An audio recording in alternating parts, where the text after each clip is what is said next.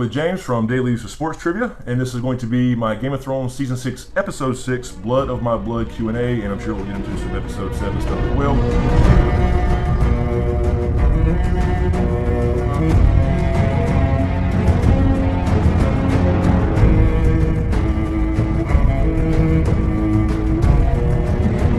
Alright, let's start out with Markel Kia. After the Hodor incident, do you think Bran could be the many-faced god? Now, I don't know what that many-faced god is. Yeah, the many-faced god is essentially death. It's what the faceless men believe in. That's who they serve. Basically what it means is, it doesn't matter who you worship, whether it's the Seven or the old gods or R'hllor or whatever, you're going to die. Okay. And so they believe that death is a gift. And that all started from legend in the minds of old Valyria, when the Valyrian freehold held slaves, and it was so horrible, the conditions, they started, praying for death. And the first faceless man started giving that gift out, and that's what started the faceless men cult. Wow. So that's, but no, I don't think there's any gods in this story. I think it's just like Jaqen says, it doesn't matter to the many-faced god in the end. It doesn't matter who you serve or who you worship. Y'all end up in the same damn place. So I don't think there are any gods. I think it almost got proven with the White Walkers, because the White Walkers were supposedly servants of the Great Other, which was the polar opposite of R'hllor, the red god that Melisandre and the red priests and priestess worship. So we saw how they got created, right? We saw them created by the children of the Forest, being a man who was turned by a piece of obsidian through the heart. So that proved that there is no Great Other. Right. So therefore, there's probably not a R'hllor either. I like your logic. So, I do. Yeah, I think it's just a lot of labels. A lot of labeling going on. Okay, next question. All right, I'm going to tear your name up, but I'm sure if I knew how to pronounce it, it would sound really cool. Siandai. Q&A. If it's not too late, do you think the Mad King and Wildfire visions are there to foreshadow Cersei's burning of King's Landing? She said, "I will burn cities to the ground almost every season." Yes, I do. I still hold the belief that the wildfire stuff, I mean, in the visions, as I said in the visions video, I think it's there to tell Bran there is a weapon that you can use. Right. There is some of that stuff still there. The Mad King stashed that shit all over the city. Not just under... I mean, it's in a lot of places apparently cached and hidden that people don't even know about. It's still there to this day. So I think for the vision aspect, it was for Bran's set of tools, so to speak, as far as what can be used. And, Jaime may know about that. Cersei may know about that. But she does have this infatuation with fire. In the book, the Tower of the Hand is already burned, and she seemed, kind of infatuated by that. So that's been a long theory of mine that history is going to repeat itself. Cersei's going to at least try to burn down King's Landing, or perhaps just the Red Keep or whatever. And Jaime's going to have to stop her like he did the Mad King. No joke. And then that would fulfill the Valonqar prophecy for you, show only watchers. They didn't include this in the prophecy when you saw Cersei in season 5, but the Valonqar is a piece where the younger brother or sister, Valonqar is a gender neutral word apparently. Right. But it can be a younger sibling, so put it that way, is going to, after the younger, more beautiful queen comes and takes everything away you hold dear, the Valonqar will wrap his hands around your pale throat and choke the life out of you. So that was not included in the show, but for book readers, that would fulfill that being Jaime, because she always thinks it's been Tyrion. She thinks Tyrion being her younger brother, they hate each other. She just assumes, she's never going to assume Jaime her lover. Right. Because he is the younger brother. He was born a minute later. They were just twins. Damn it, man. So I still think it's Cersei. Let me ask you this about that. In your visions video, you mentioned the term pyromancers. Yep. Now, have they been in the show? Am I going to see them, or was that only vision? Yeah, you'll see a couple pyromancers in the upcoming Battle of the Blackwater when Stannis comes in season 2. You'll meet Stannis then. He will come and try to take the crown because he is Robert's younger brother. So technically, by lineage, as far as blood rights, he does have the right to be there, to be the next king when Robert dies, because he knows that Joffrey and Tommen are bastards. Okay. He knows the truth. So otherwise, he wouldn't have a right if Tommen and Joffrey were actually legitimate Baratheons. So yeah, so Tyrion. The pyromancers, what, they make this fuel? Or they make this. It's based off that real. I think it's based off in reality. I think the Greeks had something similar back ages ago, and I can't remember the name of it. But it burns really hot, and it's almost similar to it's a man-made dragon fire for the show. Oh, okay. So it takes apparently it takes some kind of magic though, some kind of spell to make it, because you will see in the show as well, Tyrion comes up with this great plan, just like he does in the books. It's a little bit different. It goes down a little bit different to defend King's Landing against Stannis in Blackwater Bay because he's sailing up with all these ships. And he has the pyromancer start making wildfire again. And they do say that their spells have been working better lately, but that was only after dragons were reborn into the world. No shit. So it implies that there's some kind of magical element to making it, just like Valyrian steel or something like that. So I love this crap. yeah, it's crazy. All right, here we go. Masters Gaming says, Chris, I have a question for your Q&A video. How do you think this season will end, and what potential cliffhanger do you think it may be? For example, the wall collapsing or something. I could see the wall coming down in a vision. I don't think the wall will come down literally quite yet. I think we're just a tad too soon for that, although they are moving really fast. There's still a lot of stuff going on though, so I wouldn't say the wall's coming down unless it's a vision like Bran sees what could happen or will happen. I think it will come down. But the cliffhanger this year is more than likely going to be the RLJ, if it's a cliffhanger.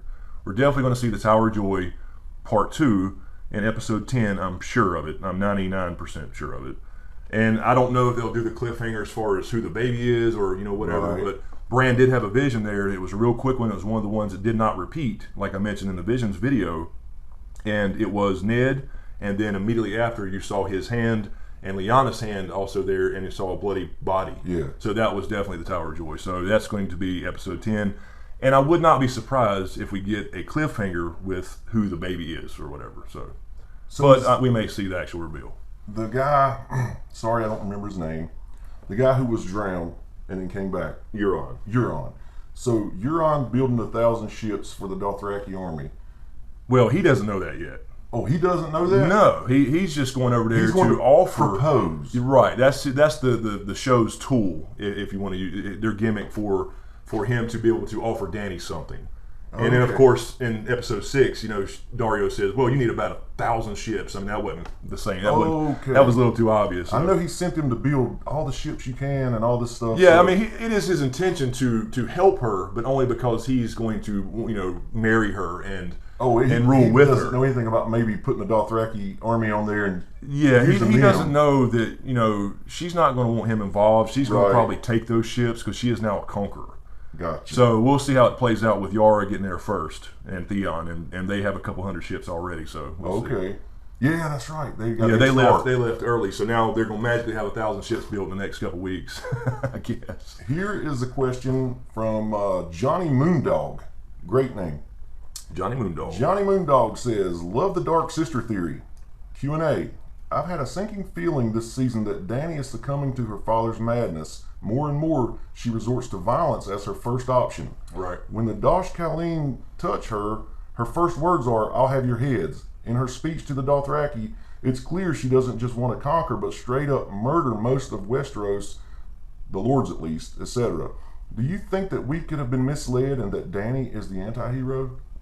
I believe that she will likely be seen as a conqueror, at least for a little while. Like I was saying, that's kind of what made me think about that when she did the unnecessary speech from Drogon. I mean, she had already proven herself, right, by walking out of a hut that was on fire. Yeah. But they had to introduce her getting in touch with Drogon again in some way, I guess. So I was fine with it, but it was one of those, you know, come with me. But she did say kill all my enemies. She didn't say, like, we're going to just kill everybody, right?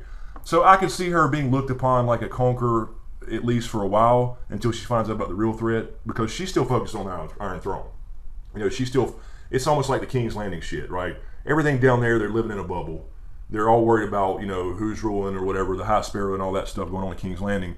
And nobody except for the very northern houses are now being alerted to the real threat coming with the White Walkers. So once Dany finds that out, you know, I think she'll go back and be, you know, this savior as well with Jon Snow. But I think I could see that too. For a while, I don't think the show's her intentions at first are this, but when she sees all the White Walkers and everything, she uses Drogon and everything to fight them. Yeah, that's the hope anyway. It may not go down that cleanly, but yeah, I could definitely see her being a little, have a little Mad King in her for a while. All right, our next question comes from James Milkovic. "I didn't like your channel at first, but now I like it a lot. Thanks for making the videos. Who do you think Thank you. That was cool. Why didn't you like it at first, by the way? Just curious. Good question. Who do you think is the prince that is promised, Danny or John? I would say probably neither. I don't think that prophecy is that straightforward. I think the idea of it is, the idea of the prince that was promised, or Azor Ahai, or whatever you want to call it, based off whatever culture it came from, is the idea that there's this one person that saves the world. The savior or whatever. And, Danny fits all those things of the prophecy perfectly. John fits those in a lot of ways, especially in the books, as far as how his rebirth went. So what about Bran? Yeah, I mean, you can make anybody fit the signs. I see what you're saying. There were specific ones about being reborn or born under a bleeding star, which could have been a comment, but it could have been a lot of other stuff too. Born amid salt and smoke. So there's a lot of little things that you can make just about anybody fit. Hell, I've made Sir Davos Seaworth fit the prince that was promised. He was reborn a knight. He was called the Onion Knight. He took onions to Stannis and saved him. It was this whole thing. So I think the idea is at least what George R. R. Martin's going for, is that you have all this prophecy and people trying to fulfill it, and they hear about these legends and whatever, and they want to go out and fulfill these things, but it ends up taking a village. It ends up taking people working together to save the world. You know what I'm saying? If that makes any sense. It does make sense. So I don't think anybody is one particular figure named Azor Ahai or the prince that was promised. Now, with that said, Melisandre has already labeled John the prince that was promised. Oh, really? And over in Meereen, the Red Priest Kinvara and all her followers have already labeled Danny Azor Ahai, which is the same thing. So it's going to be really interesting when she does get over in Westeros and gets involved in the War for the Dawn, and these priests meet at some point, and she thinks it's Danny and she thinks it's John. It'd be a good episode. Yeah, exactly. Who's who? Who do you listen to? Who do they follow? Really? Do you follow the person that came back to life, or do you follow the person that can be basically walk through fire and not be harmed? I don't know. So yeah, I mean, the prince that was promised, I think, is going to end up being like the collective of John and Danny and Bran and all these endgame players. So awesome. My opinion. Next question, Kate Hunter. Kate Hunter says, Q&A, do you think there's any significance as to which Stark Snow children still have living direwolves? Does the status of the direwolves suggest anything about the narrative arcs of the characters they are or were tied to? That's a pretty good question. Yeah, we kind of went over this one time before. Some people think that whatever the owners do, it determines the fate of the direwolves. So people thought that Bran screwed up by going back in the past, and therefore Summer died. Sansa lied and Lady died, and all that good stuff. So who are the ones that are alive, still have living direwolves right now? Only Arya with Nymeria, which we haven't seen gone. I saw that. Right, so haven't seen Nymeria since, and then goes with John. That's the only two left? That's the only two left. So they're asking about those two then. Do you think there's any significance as to which Stark Snow children have any living direwolves? Yeah, I mean, I think that shows the importance of, first of all, the character, and I think it, again, goes back to their names, like I said before. John was literally a ghost for, well, not literally, but he was a ghost in the sense of the term for a couple days or hours. We're not sure how long that was. He was dead. But he may have to be sacrificed for to win this war. There's going to be this bittersweet ending, and we don't really know what that means yet. So he could be dead at the end of this thing. We don't know. Nymeria was a warrior, princess, conqueror, queen, right? Really? And so that suggests that Arya may become that type of thing. So I think it's more along the lines of, yeah, they're aligned, but I think the names kind of give you at least an idea of where they're going. I mean, Sansa becoming a lady, Queen of the North. John was a ghost and may end up being a ghost. You had Bran, who's going to help restore Summer, not just that a lot of people said it was symbolism, and I'm sure it was when Summer died, about winter coming, jumping into the thing, summer's gone, winter's here. And I'm sure it was, but also think about the other side of it. Bran's going to be the one to help save Summer. Wow. Right, so I think it goes back to what their end game is. Do you think that Nymeria's return is going to be pretty awesome? Going to be right at the right time. I hope Nymeria returns. I do too. I hope they don't skip that in the show at least, and because in the books, in the Riverlands, there's this huge wolf pack running around led by this giant wolf that people have seen apparently, and we know who that is, but we haven't heard any hint of it in the show as far as I know.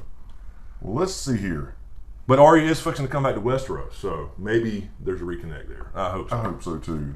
Marianne Grace Solomon says, Q&A, do you think John was born through C-section? There was a cut in Bran's vision. It says, # hoping for R + L = J. Yeah, I don't know. It's hard to tell with that picture. That was one of the flash visions in the last episode where you saw the hand of Ned, the bloody hand. That's probably Ned's hand because he had the armor on around his wrist, and you saw Lyanna's hand was beside his. I said that was Lyanna's hand, but there was a bloody hand. That was Ned's, the one that folded his hand. But there's a smaller feminine hand beside his hand, beside a body, and it looks to be some kind of cut there. You see a lot of blood, but you can't really tell. So that's certainly a possibility, but there's no evidence for that in the books as far as a certain, whether it's a C-section or natural birth or whatever. And a lot of people speculate twins, and that's probably the question asked the most to me. Do I think John and Dany are twins? And I'll go ahead and say this. According to our author, at least, John is about 9 months older, so no. Okay. So I mean, it's a great theory. I like the idea of it that they were both secretly born there, but it takes all this other stuff going on that's really too convoluted almost. But anyway, it's hard to tell. I mean, is that even a cut or not? I have no idea. It's just too hard to tell by that little picture. And it was really quick. Yeah, all of them were quick. Super fast. Now, I mean, it almost seizure fast. All right, put your thinking cap on. All right. I've got a long one here. Here, wait a minute. My thinking cap on. Got it. There we go. Yeah, you need it. All right. All right, you ready? Okay. David Boyd writes, for the Q&A, okay, I didn't read the books, and that might not matter, but do you have any insight on Jaime and Brienne meeting up in the Riverlands? Jaime gave her Oathkeeper Podrick and the armor, and he told her to go to protect the Stark girls. She's doing that with Sansa. Do you think good Jaime is gone now, or will he turn on the phrase and really complete this space turn by somehow helping Brienne and the Blackfish? He was the guy we hated in the first season. Right. Then he nobly saved Brienne from the bear, saved Tyrion from execution, and had that sad moment on the boat with Myrcella last season. Right. I even felt sorry for him getting kicked out of the Kingsguard. Going to help the Freys beat the Tullys doesn't fit with who this character has become. Is he going to revert to the Jaime from season 1 and 2? Sorry, that's a mouthful. Yeah, no, I mean, I talked about this in a couple comments earlier the last couple of days. I think that he will end up, in some way helping the Starks. I don't think that old Jaime's back for good. I think this is like a temporary thing. He's pissed off because Tommen got converted to the Faith of the Seven by the High Sparrow. Yeah. And him and Cersei are kind of back together right now in the books. I mean, in the show. In the books, he's done with Cersei. He's completely done.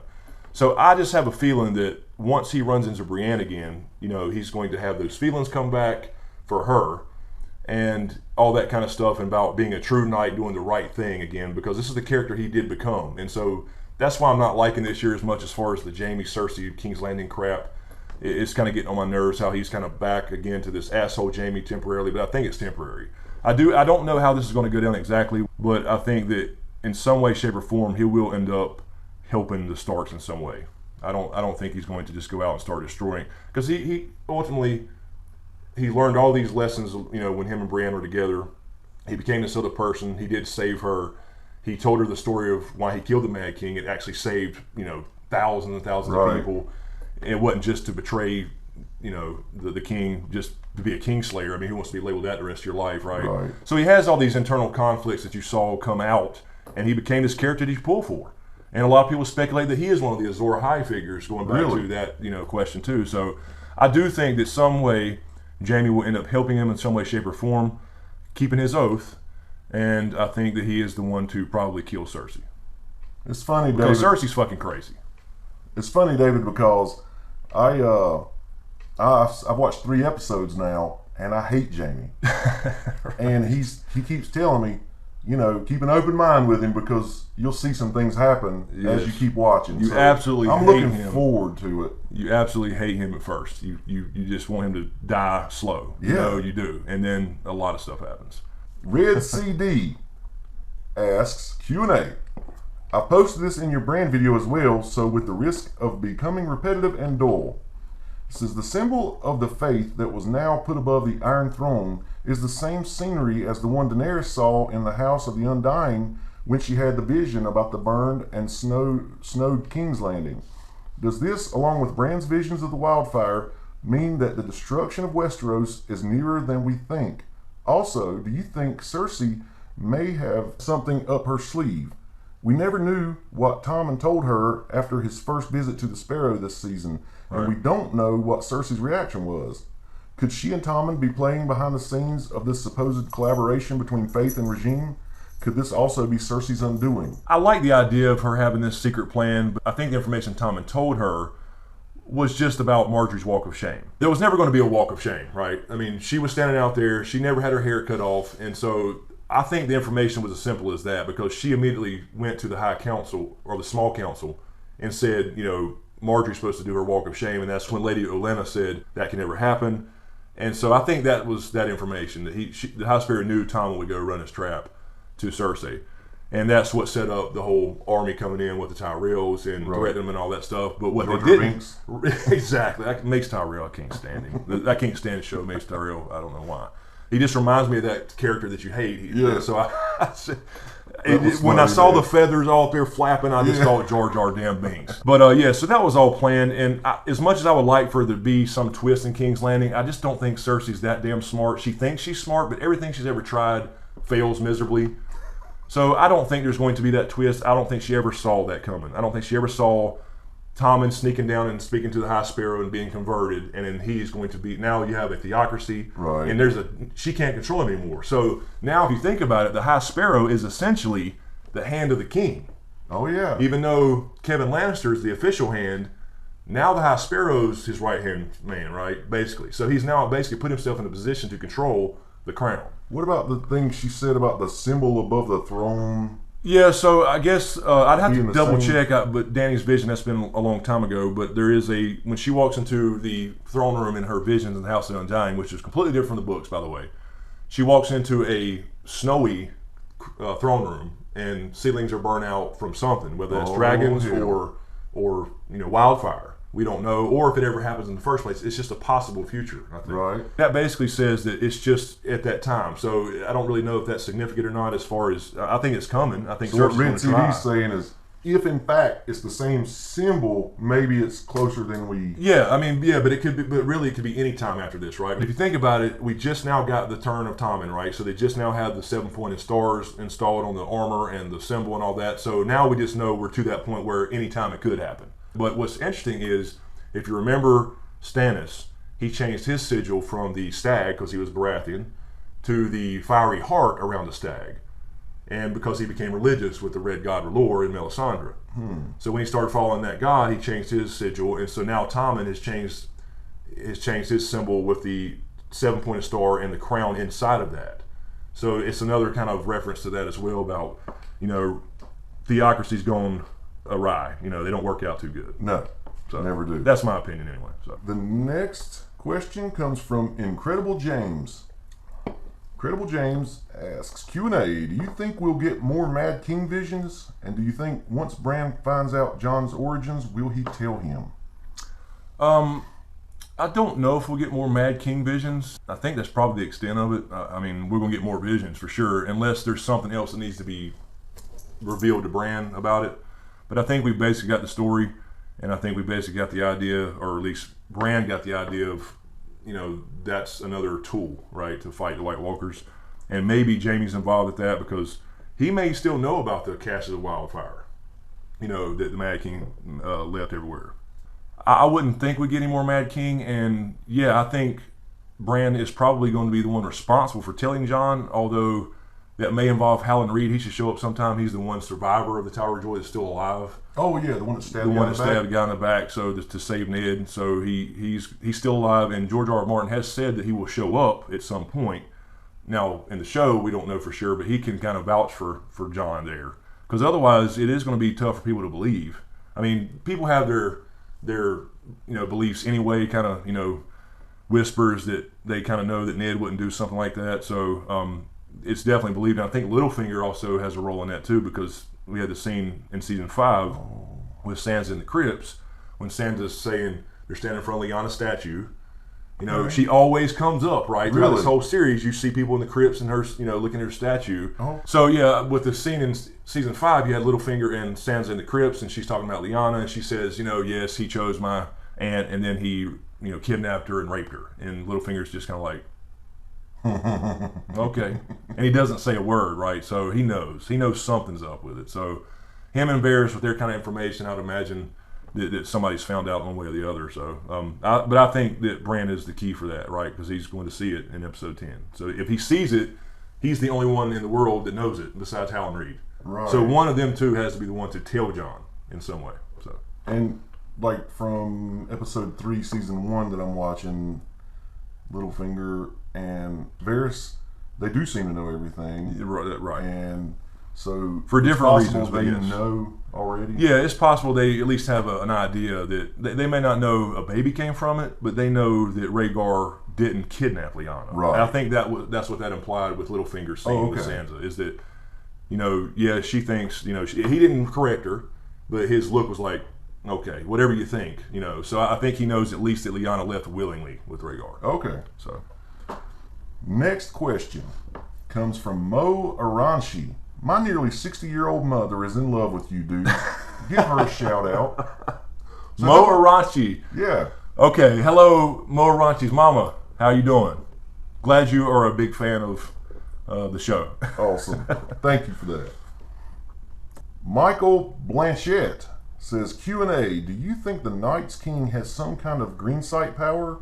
He seemed to know a bunch for a super isolated ice necromancer, as he seemed to know Bloodraven in some way, even to kill him personally anyway, and he saw Bran in the vision, etc. Yeah, I think there's some connection there. I mean, we just don't know enough about them to know what they can do as far as powers related to green sight and warging and all that, but they were created by the same race where all that comes from, right? So there's some connection there. He did like know about Bloodraven or something because he had this look on his face like, I finally got you, old motherfucker, and then, so there's definitely a connection there. We just don't know because there's no POV in the books about him. There's no Night King yet in the books. We haven't seen. I was going to ask you that. Yeah, there's a Night's King historical figure that's a completely different person. Okay. 13th Lord Commander of the Night's Watch, fell in love with a female other, married her, gave her his seed and soul, and then ruled the Night Fort for 13 years as Night's King, the Night's King. So we're referring to the de facto leader of the White Walkers as the Night King. Gotcha. Two different people, but we have that. not seen a Night King in the books yet. So we just don't know enough about him, but I do think that there's something there. I mean, he could see Bran in a vision, so obviously there's something he can. True. He's the only one that could do that. So it's just hard to say, but there's definitely a connection because they were created by the children. So next question, Magali TS. Q&A, do you think we could get a full Stark family reunion by episode 10? Rickon is in Winterfell, Jon and Sansa are going there. Bran is also going to the Wall and he might be on time. Arya must be planning to return to Westeros.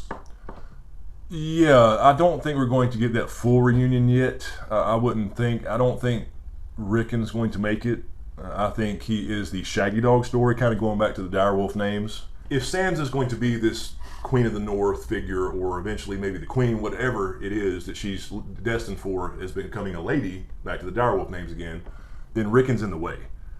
And unfortunately, he's now there with Ramsay, and I think he's probably going to be killed in front of Jon in some way when they come down to blows, because they're going to do it very unrealistically in this battle. Somehow, when all these thousands of people clashing, Jon's going to find Ramsay, right? Right. It always happens that way. That's funny, man. Yeah, exactly. So, out. but it's TV, I get that. I have to suspend that disbelief. But I don't think Rickon's going to make it, but it's one of those things where Jon's going to see Rickon, like, Rickon, my brother, I hadn't seen you in 5.5 years.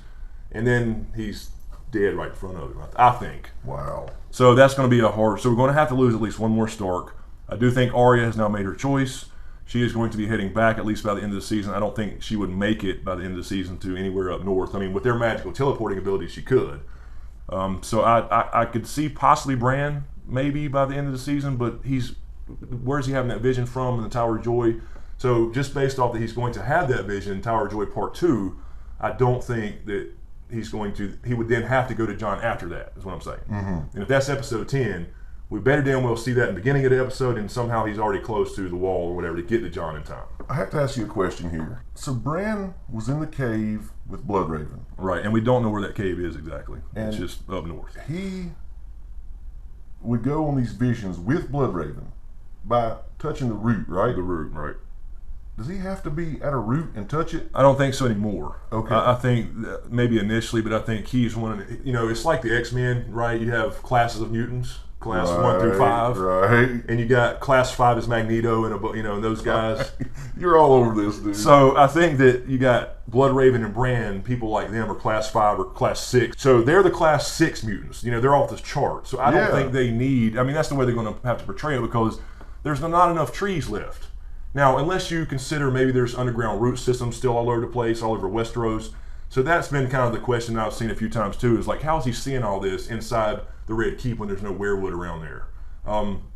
Well, if there was a weirwood there, if there's a root system, maybe he could just touch the ground and or anything. Right, and it's unclear if the weirwood has to be dead, because, for example, in the Eyrie, Robin, little shit Robin, sweet Robin, has a weirwood throne, and he hears whispers. So we don't know what that means yet, but does that imply that through that dead wood something can still be done? It's not actually connected to the root system, whatever. So get a little piece, carry it with you. Right. So we just don't know. We just don't know how that really works yet. I personally think that blood feeds the trees, because I talked about that chapter in, I think it was A Feast for Crows, when Brienne kills a couple guys, and it specifically mentions it was under a weirwood tree. There's all these hints about blood and trees, right, as far as how they work, because in the cave, it's described as skulls and bones and shit laying everywhere, of children and men and giants and animals. Okay. So we just don't know how it works, but obviously he was still in the Matrix when he left the cave, still having all those visions. So maybe it takes him to touch one to start it, but obviously he doesn't have to be, once he gets it going, he doesn't have to touch one. And I guess from this point on, he probably can just go into it anywhere. I'm guessing. I love the X-Men analogy. But if you think about the time thing, right? If there was a tree, like people will say, well, how did he see over here? Well, you got to remember, maybe there used to be a tree there, and those memories live on forever in weirwood.net. Amen. So even if that tree, like if you got an event where it happened over here, right, and there was a weirwood nearby, whatever the distance is, we don't know what that is. Sure.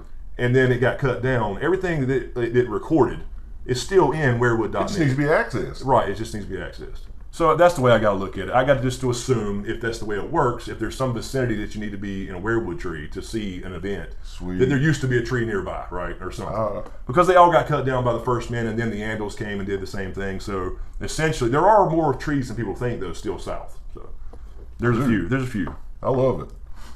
Make his little sled that he's on out of weirwood. Maybe it's made out of weirwood. That's a good thought, though. Shit, because it was made there. Yeah, it was made there. What if it's made out of weirwood roots and it still works because it's weirwood? Hey guys. So he's sitting there and he's got his portable little. He's got his laptop. Professor Xavier wheelchair. Exactly. He has his portable little weirwood coffin, and he can just touch his own coffin, right? Awesome. Maybe. We just don't know, but that's the way I'm taking it. Awesome. Until they explain it. Moez Mejdi says, smokescreen Q&A. We always been thinking that the prophecies are one and the same. What if they're not? For me, there is at least 3, which are the last hero, Bran, the prince, Jon, and Azor Ahai, Danny. What do you think?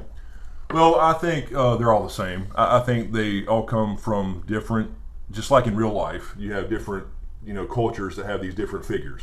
Right. From mythology that, save the world or whatever. So it's just like in real life. I think they're the same thing. For example, the name Azor Ahai comes from Ashai, which is a city we'll probably never see. We were told we'll never see in the books. We're just told about it a little bit. Okay. That's where Melisandre's from, a shadowbinder from Ashai.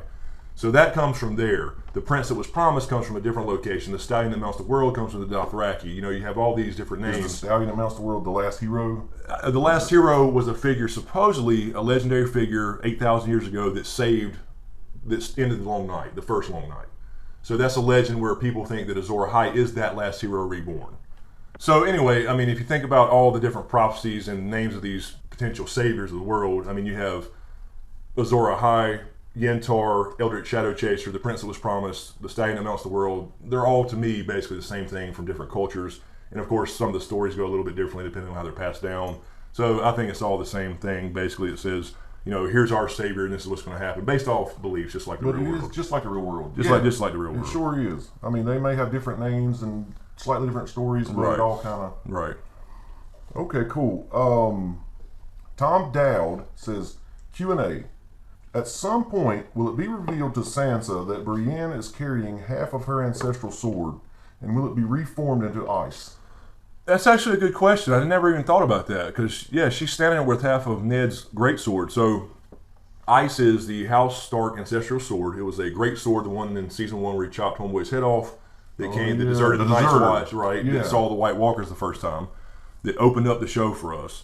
And so when Ned dies later, there's only 2 people left in the entire world that can even rework Valyrian steel. Nobody can make it. Nobody can forge it because it was apparently done with dragon fire and magic. And Tywin decided, okay, we have this giant great sword. I'll just have it melted down and form 2 swords out of it. One was Oathkeeper, which ends up being the one that Jaime gives to Brienne, and the other was Widow's Wail that he gave to Joffrey as a wedding gift. Okay. So Ice became 2 Valyrian steel swords. So yeah, that's a good question. I mean, I don't know if Brienne even knows that though. I don't know if Brienne knows where that sword came from. So she may not know the information to tell Sansa that she has ice. Mel Stott 86 says Q&A. Love the vids. My new guilty pleasure. Awesome. The burn them all quote seems to be spoken in 2 different voices. Do you think one of these is Bloodraven or Bran? You know, that's what it said in this Visions video. Did you notice that it was 2 different voices? I didn't notice it. I didn't either. I'd have to go back and listen to it. Yeah, I mean, it could have been, you know, for effect or whatever, but I had speculated in the Visions video that it could be Bloodraven that had tried this on the Mad King, trying to warn him about the White Walkers. You know, you have to burn them all, they're coming. But the timeline may not fit that well. I don't really know. It's just speculation. It's not that I fully believe that, but I think it fits, you know, because Bloodraven tried this, right, and then drove the Mad King crazy, and then he realized, wait a minute, Bran, don't be doing that shit. I done tried that before, and it just makes shit worse. But I also didn't make clear because I was in a haze of fatigue from 2 back-to-back videos. In one day. Yeah, I mean, two whole days of editing, that I wanted to point out that the other option would be that what if Bloodraven did it on purpose, only because if you didn't have a Mad King, if Aerys didn't go crazy, then you would have never had Dany hatching her dragons. Her mother would have never had been taken from King's Landing. There would have never been a sack of King's Landing, so she would have grown up there as a regular old princess. That's right. And never even been over to Essos, and she would have been sitting there now. Shit. She wouldn't have got the eggs. She would have never got the eggs from the Shadowlands, and none of this would ever happened. So this all led, the Mad King going crazy did lead to the current events that have happened. That's exactly right. But on the other hand, in the books at least, Aerys went crazy over a long period of time. It wasn't just like overnight. There was a particular event, I believe Duskendale, and it was a little area near King's Landing. I think it's a port town. And there was a house they were getting kind of pissed off about the taxes or something. It was complaining about taxes, and Aerys was already jealous of Tywin Lannister, who was his hand of the king for 20 years before he became Joffrey's. And he was jealous of Tywin already, so he decided, you know what, I'll go take care of this shit myself. So he goes down marching to Duskendale and gets captured. Ends up being their prisoner for a few months. And that's what started him kind of going crazy. That's when the Mad King's, you know, name came to be. He was actually rescued by Sir Barristan Selmy, and once he got out, he had everybody burned alive. So that's what started the whole thing about him being called the Mad King. Anyway, so, you know, it would have to be over a long period of time, for, you know, as far as Bloodraven trying to do something like that. Kind of just fucking with him here and there. Yeah, it could have been just random attempts. You know, I'm not fully buying into that by any means. It was just speculation, but I think it would fit for why Bloodraven was so adamant that, no, Ned may not have heard you, could have heard the wind, you know, but obviously he knows something's up. So they wouldn't have put that in there without something would have to have happened or will happen based off going back and changing something or affecting the past. I love what you said about if it didn't happen. Right. Think of so it could have been completely on purpose. He ends up destroying the Targaryen dynasty, for which he fought his entire life. Wow. Because he needed dragons. Wow. Right. So just an idea. No, that's a pretty good one. Pretty logical. Okay, next question. Chibs84 says, what if the Visions was showing Bran the villains and heroes of the show, i.e. Dany is the villain and Jon Snow is the hero? People are hot on Dany being a villain. I mean, this last episode with her, you know, giving the speech on the back of Drogon really kind of cemented the fact that potential fact that she may become like a heel for a while. But then she's going to end up. But yeah, with the fire. Right, but the thing is about that speech, it was unnecessary, but it was the way the show used to find Drogon again and reconnect with him, and she got to show him off, is what she did, right? But she also gave them a choice, just like she did the Unsullied when she bought them. She didn't get the Unsullied and trick the guy and then say, all right, come with me. She said, you are a free man, you can leave if you want. Now, in her speech, she said, will you follow me? Will you come across the sea? Will you kill my enemies? not you are going to come with me and kill all the people, right? So you got to listen to the speech a little bit too, and the music they played was not very. It wasn't that badass music like she's just killed a bunch of people like the ones when she got the Unsullied or when she walked out of the hut. The music was really uplifting, and I can't see the show at least making her this bad guy for at least very long. You know what I mean? Yeah. She's going to have periods of Mad King in her. I mean, she's Targaryen, right? I think this is a good point, a good time for me to squeeze this in here. I didn't clip any of them, but a lot of people were saying, what happened to her horse? Remember me and you said that right, too? Yeah, it's like, did she just leave it tied to a rock? Well, dragons got to eat too, right? Yeah, Dragons some people actually said maybe she fed it to the dragon. Yeah, I mean, it's a minor thing, but you kind of notice stuff like that, right? I mean, she walks around the corner, or rides around the corner, and then comes back in the air from God knows where. Where's the damn horse? I mean, at least... Okay, let's see. Michelle Mood, or Michelle Moody, maybe, says, hey, Chris, great video as per usual. Thank you. Love the insight. Question. We know that the waif has been sent to kill Arya. Mm-hmm. I personally have a feeling she won't succeed. In that case, what do you think the Faceless Men do to those who drop out of assassin school? In other words, do you think Arya's fate is sealed since she will now have master assassins after her? Or do you think they'll let her go? Thanks. Well, here's the other way to look at this, and a lot of other people have thought of this too this week because I've read a lot of the comments, and so I was thinking the same thing. I don't think it's necessarily just Arya's test. I mean, it was mainly her test to go try to assassinate this woman who's playing Cersei, right? And she gets to see all these events she's missed and sees Joffrey die and enjoys that, right? And apparently the waif has been promised to Jaqen, apparently promised her if she fails, you get to go kill her. She said that, yeah. But why is the waif allowed to have feelings? Is it her test too? Oh. She can't be like, if she's no one, she shouldn't give a damn if Arya fails or not. She hates her. It's clear through every training scene that she is jealous of her in some way. So is this the waif's test? Could be. A face is going to be added to the hall either way, and it's going to be the bad haircut and waif's face, is what I'm saying. I think you're right. You know what I mean? Bad haircut. But now, as far as the whole, will they let her go? In the show, I don't know. In the books, it seems to be implied that there's a guy named the Kindly Man, and we don't really know who he is. It's not Jaqen there all the time. It's implied that she can leave whenever she wants. Like, if you don't want to be no one, there's the door. So in the show, I don't know. I think it may be a test for the waif too, and there is going to be a face added to the hall, but it's not going to be Arya's. I mean, some people have speculated that maybe the waif does win and takes her face, and then she goes to Westeros. But that doesn't make any literary sense to me. So, yeah, I think we're going to finally see that damn hair get cut off one way or the other. That's a terrible haircut. Okay, you ready for this? Yeah, man. Jen Kalich says, who dat? Oh, damn. LOL, but I love your videos, damn it all. Who shat? Damn Saints fans. I swear in there, who dat? They pop up everywhere. I'm telling you, man, we've let it be known, you know, where we're from. And I got my cheer wine. And the sun drops, so this is all Carolina stuff, right? Hell yeah. No, I appreciate... You ain'ts, stay out of here. I appreciate the love from all you Aints fans and Sea Chickens and all these... One of your really good friends. The Cowgirls. Yeah, I have a really good friend who lives in Louisiana, and I have been to New Orleans and seen a Panthers-Saints game, and I really enjoyed the city. It was fun, and I would certainly like to head back. So everybody was really, really nice, even when I was in all my full Panthers gear. It was really cool. I enjoyed New Orleans, but... And and the thing with that is, I would pull for New Orleans before I'm pulling for an AFC team, right? Oh, me too. I mean, I don't understand why people can't do that. No, I don't get that either. If I have to choose between New Orleans, Atlanta, or Tampa Bay, and the Patriots, exactly. Give me a fucking break. Did you go to Bourbon Street? I did. Is it as awesome as it is? I mean, we spent a lot of time in the casino. Oh yeah, yeah, but no, we walk Bourbon Street all night and day, and you hear music playing all the time, man. Yeah, I love New Orleans. It's great. Very cool. And so the people there are pretty cool too. That's I mean, I can't support your team and your stadium. I tell you what, when I felt like I was going to fall off the damn thing. No shit. Yeah, I mean, I felt like I was going to fall down onto the field. Oh, steep. Yeah, it was so steep. It's so steep compared to Panther Stadium. Okay, next we have Joseph Ashley. Q&A, do you think the dragons will get larger like how they describe the dragons from the past? I hope so. We see Drogon pretty damn big now, but I don't know if in the show they'll make him much bigger. In the World of Ice and Fire book, Valyria and the Black Dread, which is basically what Drogon is now, it's kind of recurring history, right? It's repeating itself.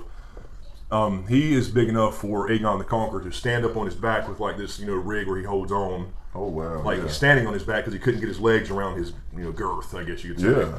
So I hope he gets that big, since he's basically supposed to be like they're not reincarnation, but the next Valyrians. But I hope we see Rhaegal and Viserion get the hell out of the pyramids. I don't understand why we haven't seen them yet get out. I mean, we saw Tyrion, and I had predicted that in the predictions videos, that Tyrion will release him. They seem to kind of bond with him, which feeds the Tyrion Targaryen theories. And then they just walk back in the dark and they leave, and you never see them in 6 episodes since, or 5. But they are unlocked or whatever? Yeah, they're free. I mean, I guess they left the door open, and they're already free in the books, going around tearing up Marine. They're building their lairs in the pyramids, and which I think is part of that whole prophecy. When the mountains blow in the wind like leaves, they're tearing up these, mountain-style, oh yeah, pyramids. So they should already be out tearing shit up and growing, because now look how big Drogon has got, being wild and free. True. And they've been chained up, and it stunted their growth. So like a goldfish in a small tank. Right, exactly. So I hope they should have had him at least get out and at least disappear, so we can assume they're out growing and thriving. You know what I mean? Before they show back up. So I hope they go that route. Moving on, what I tried to do, guys, is he put out a Bran's Vision video, and in the comments there were some Q&A questions. I tried to grab some of those, and then I went to the show episode breakdown and got most of the questions from there. Well, also, I would like to do some of your patrons from Patreon. Yes. So I'm gonna pick a few from there also. Yeah, I definitely let them know to leave some questions on Patreon as well, and I definitely pick some of those for sure every week. Heck yeah. Let's see, we got Annie Smith. Q&A question. Which Iron Islander will reach Daenerys first? Euron or Asha/Yara? And do you think Dany will strike up a deal with them? Without the Dragonbinder horn, it's hard to not think of the Iron Islanders this season as the ship delivery service to get Dany to Westeros. Yeah, they are the Uber of Westeros right now. That's basically what it is. I think based off, logistics, it's going to be Yara first. I mean, they're already there. They're already on the way, right? So they took a few hundred ships. We don't really know how many, a couple hundred, few hundred, whatever. So they're headed to probably Slaver's Bay, and they'll probably stop by Volantis first. We did see Yara in Volantis in the teaser. So I'd imagine she's going to get there first and probably strike up a deal with Dany before Euron does. That would just be my guess. And that Euron's going to come over thinking he's going to do all this and that, and then he's going to get screwed. Yeah, that's my opinion. So, royally. So she's going to use his 1,000 ships, or that's going to magically get built in a couple weeks, but he may not be involved in it, one way or the other. Because again, she right now she is kind of a conqueror. And she's going to take what's hers. Do you have time for a long one? Sure. All right. Layla Gig on Patreon says, I think I heard you say that the visions Bran was having were a download from the Three-Eyed Raven just before he passed. Yes? And it says, what info do you think the Three-Eyed Raven shared with Benjen? He seemed to know a lot about Bran needing to be at the wall at the right time. I guess Benjen will be going back to the wall too. All right. Wondering if Dragonglass to the heart will stop Jorah's scale or Dragonfire. Do you think Arya will become the assassin for House Stark? She's got skills now. Can't wait for her to kill the waif, or at least that hairstyle. One way or another, that hair will be added to the wall. Yes, it will. Well, y'all think alike. Yep. Is the Hound going to show up to fight for the Sparrow in the trial by combat? I think that he's shared everything. And I think there's some connection, obviously, we were talking about before, with Benjen now and Bran, because he knew too much. He knew everything that Bran had just seen in a vision. And he said, the Three-Eyed Crow called out to me. So I'm taking that as in, at some point, whether it was then in the vision somehow when we saw the ravens, which kind of represents screen sight to me, that he called for him either then or sometime in the past, he has told him to be there at a certain time. It was just too convenient. You're in the Haunted Forest is massive. And then he shows up at just the right place at just the right time. So there is some connection there. Again, we just don't know how that works as far as the magic's involved, but they are linked because it's the same magic that Bran has as far as the Children of the Forest, how he was created or saved in this case. It's the same as the White Walkers are similar. And the green sight and all that's obviously Children of the Forest related northern magic, right? The next part was... Wondering if Dragonglass to the heart will stop Jorah's scale or Dragonfire. I would think with Jorah, that he would end up going to Quaithe first. She's the one in the books who gives Dany all these visions and keeps reminding her, you know, remember who you are. Okay. And all this stuff. So she didn't have a big role in the show at all compared to the books. But I would think he would try something like that, or perhaps a red priestess or priest, because it's pretty interesting as far as the grayscale being on the arm, because in the books, Victarion, who is Euron's brother, not in the show at all, this is what Yara is going to kind of be doing, he meets a red priest called Makoro. And Makoro, he has an injury, I remember right, on his arm, and Makoro takes him in there and saves his life. And then from that point on, he's like, I'm going to keep this guy around. Yeah. So that's another possibility that, you know, a religious, you know, zealot like, you know, Kinvara or somebody like that could actually save Jorah is a possibility. How would he even know to go there to get that operation? And we don't know if there's any children left in the show. Oh, they yeah, may you be on mentioned that earlier. That's right. Yeah, I mean, they may you be have on to have them involved. Right, they may be on the Isle of Faces, but we've never seen that in the show. So, I mean, in the books, there's supposedly a lot left in the Isle of Faces, but I don't think we're even going to see that. So he wouldn't even know to go there. So, and do you think Arya will become assassin for the House Stark? The unofficial one, yeah. I kind of, sort of. I mean, that's kind of, you know, what she still got her sense of justice, and that's why she chose to be Arya and not no one. She was never going to be no one. Needle to her, there was a chapter in A Feast for Crows, I believe, when she's talking about Needle. Needle represents everything to her. It represents her mom, her dad, her brothers, and John's smile, I think is what it says. Wow. So Needle to her represents her family and her past, and she just went and got that back. Yeah. So she's going back, and she has a sense of justice, but she hadn't forgot either. The North remembers.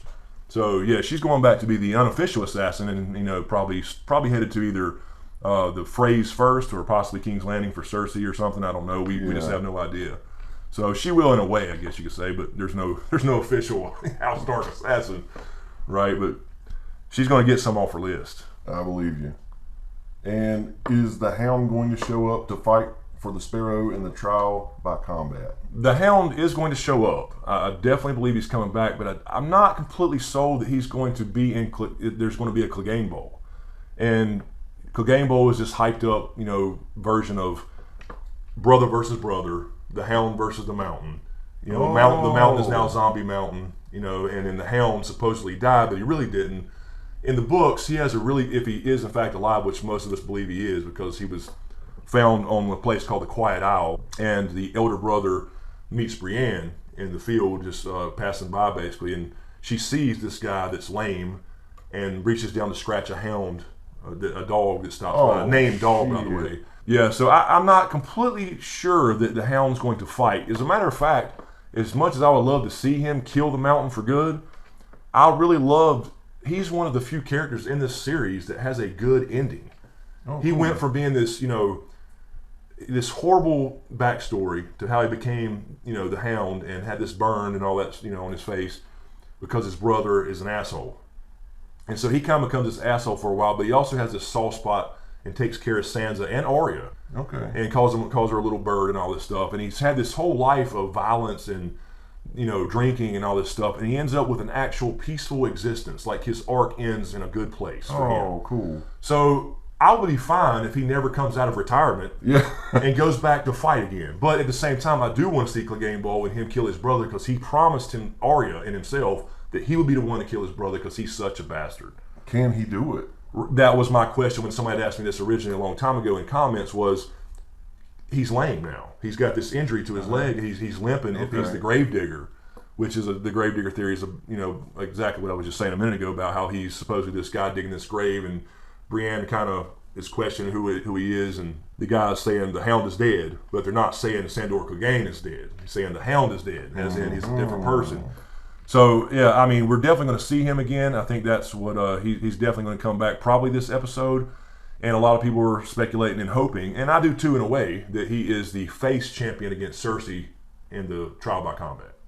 I think that was close to 35 questions for you. Yeah, so that was a lot of questions. Thanks for the questions, you guys. These are really fun to do. I really enjoy this format. It's just kind of free flow, and I get to talk to somebody in the actual room instead of staring at the camera the whole time. I appreciate you guys, you know, wishing me happy birthday last week too. That meant a lot. I tried to go through and say thanks to all of you, so I appreciate it. And I had to go approve all those comments because they got marked as spam. He was replying to so many, so awesome. If you didn't get a thank you, it's because it's in the spam folder. That was awesome. Anyway, guys, that'll do it for us this week in the Q&A. This is going to be a little bit long, but I think it'll be enjoyable, and I really dig these Q&As. They're fun to do. And I do want to give a big shout out to my patrons on Patreon. For May, I really appreciate all the support. So thank you very much to Lala Gig, Mark Joseph, aka the Snow in Winterfell, Jessica McCorder, Chris G, Joe Gaylord, Annie Smith, Kissa Powell or Kissa, Lawrence Fransick, Darren Resinger, Murph Dog, Gregor McGinley, Red River Giant, Tamika, Jennifer Walter, Alec,